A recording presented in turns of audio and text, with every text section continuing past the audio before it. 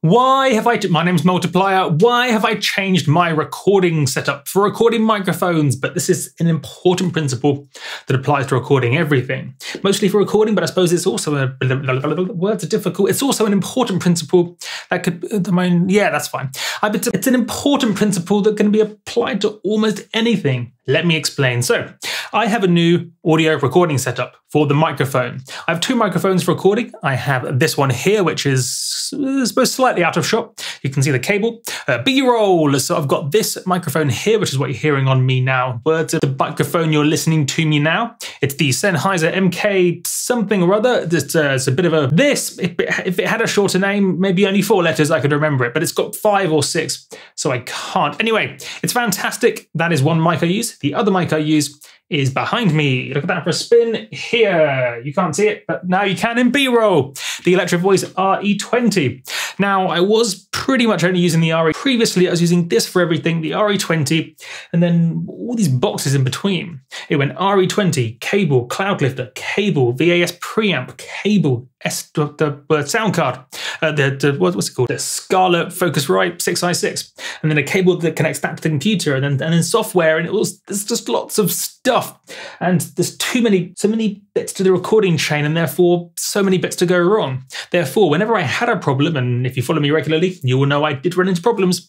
Whenever I had a problem, it was almost impossible to diagnose, especially when it was an intermittent problem. I mean, even if the problem wasn't intermittent, it's still difficult, because if there's a problem, well, what do you check first? Do you check the mic or the cable or the cloud lifter or a different cable or the Fredenstein VAS or a different cable or the sound card or maybe the different inputs on the sound card? And there's the software as well, and it's too many bits in that recording chain.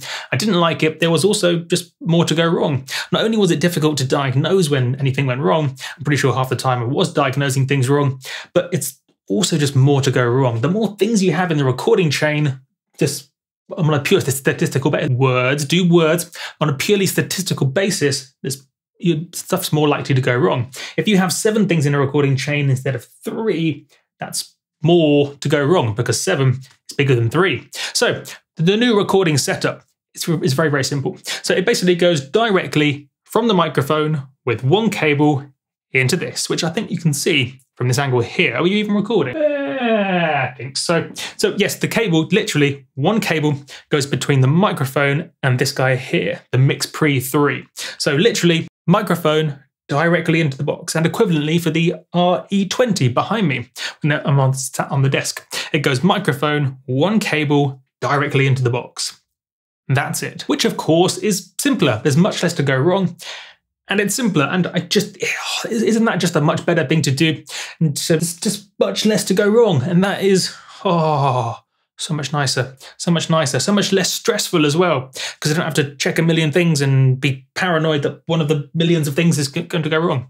Now, you're probably also wondering now, Multiplier, why did you used to, there's an aeroplane outside, well, ignore that. Multiplier, why did you used to have so many boxes? If all you needed was one box to the cable, why did you have millions? So it's because most microphones, especially the good ones, most microphones need an amplifier. The sound coming out my voice goes into the microphone, and then that sends a signal into a box. But the signal needs to be turned up because my voice is quite quiet, at least in computer world. So there needs to be what's called a microphone. Is that aeroplane gone? Yes, it has. There needs to be this microphone amp, or sometimes called a microphone preamp or a microphone pre, hence Mix Pre, I think. Anyway, so microphones need these preamps, but some preamps don't give you much power. So the cool thing about this new box I got a while ago, actually, but yes, this box, the Mix Pre 3, the cool thing about this is I can plug both, or any microphone, I can plug any of these microphones in and just turn it up directly in the box.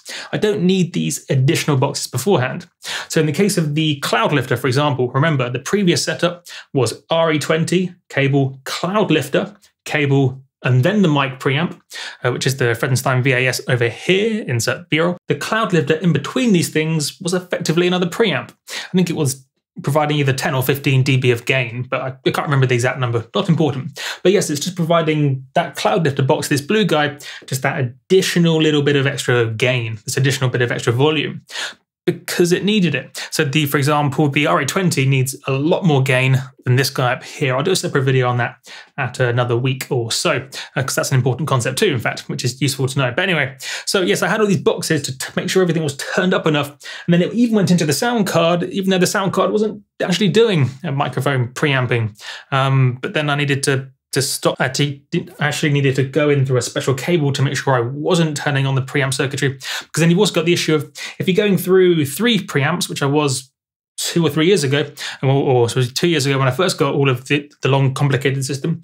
If you're going through, say, 3 lots of preamps or 3 lots of amplifiers, then you get noise, because each of these amplification circuits adds its own noise. And so in the 3rd box of the previous chain, so it went, let's do it in colors. So previously it went RE20 blue to gold to red, from cloud lifter to this to this. Initially, when I plugged everything in, I was actually using the preamps in the red thing, but that added additional noise, because if you have 3 different amplifier circuits, that's 3 different lots of noise. Even if you ignore the fact that's 3 different things to go wrong, or 3 potential places for stuff to just stop working in a really unpredictable, annoying, intermittent way. But anyway, if you're doing 3 lots of amplification, that's good to have more noise, broadly speaking, than 2. So, I mean, I was only using 2 stages before, but even so, it's better now that I'm just doing 1 in here. It's got so much gain. Oh, this thing's outrageous, this Mix Pre 3. So, I mean, right now, for example, using the Sennheiser long name MK something or other, MKH416 maybe.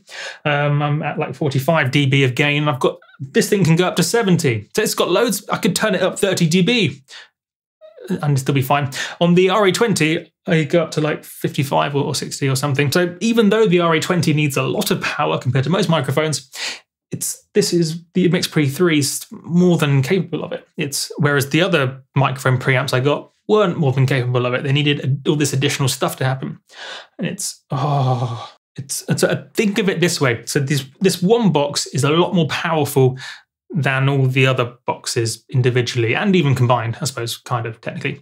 So it's all in one thing, and that is so much nicer. It's an important principle, in fact, and I feel a bit stupid for not actually thinking this through in the past, but that's okay. We're all learning. We're all on this journey of learning and stuff. So also the meters flash, and that's cool. In fact, you can probably see it in the video, maybe, Mabes. I can't quite see because you're all the way over there. Are the meters flashing in the video? Well, you can, flashing. Moo, moo, oink, oink, oink, oink. Can you see that? The meters. Brilliant. Also, just visual feedback as well. So, I mean, it is a more expensive, I'm not going to lie. This is a more expensive, I paid for it as well, don't worry. It's not a sponsored video, I paid for this. So much money. But anyway, it's good. So it's got visual meters that flash, and that's great. Nice buttons, 3 inputs. It records to SD card, which I prefer, just on a personal level. I don't have to record into computer, because that's, oh yeah, so yes, this is more the same sort of principle. So I record the Mix Pre, wait, I want to say something else first. So you can get visual feedback on the gain on here, so you can get it exactly right. So if I set the gain to say exactly 45 dB, then I can remember I want it exactly 45 dB. So I don't have to sort of, before on normal dials, you sort of have to like memorize, right? It's 1 dash past the second dash, half a dash past there, or you look at it in terms of clocks. So you're like, I always set this gain to 245. Whereas on here, I can literally see on a B-roll, I can literally see the exact number of dB of gain I'm applying, which is great. Not to mention there are limiters and stuff built into this thing. There's analog limiters and digital limiters. I mean, you don't want to use the digital limiters because better to do that in software, but it's got analog limiters, and that's great. It's really nice. I really like it. It's brilliant. And what was I saying? I was saying something. Oh yes. So I record directly to SD card on here, which in my opinion is nicer, because remember that principle of the less things to go wrong, the better.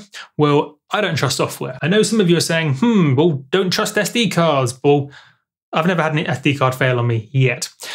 So currently I trust SD cards, whereas I don't trust software. Software always goes wrong because software is a computer thing, and computers never work because they're stupid. So instead of recording through various bits of software and recording into, say, Audio Hijack, which is what I used to do, and then just software through cables and stuff, bad, I'm just recording directly onto an SD card.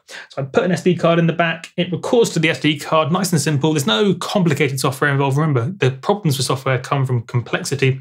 This is incredibly simple. There's no fancy GUI to mess things up or weird drivers. I have sound, write it onto an SD card. That simple, therefore I think that's why it doesn't go wrong. So it writes it onto an SD card and then I just pop it in, easy peasy. And that's great. It's much easier, less to go wrong, which is, I suppose, circling back to the point of this video, the important takeaway concept.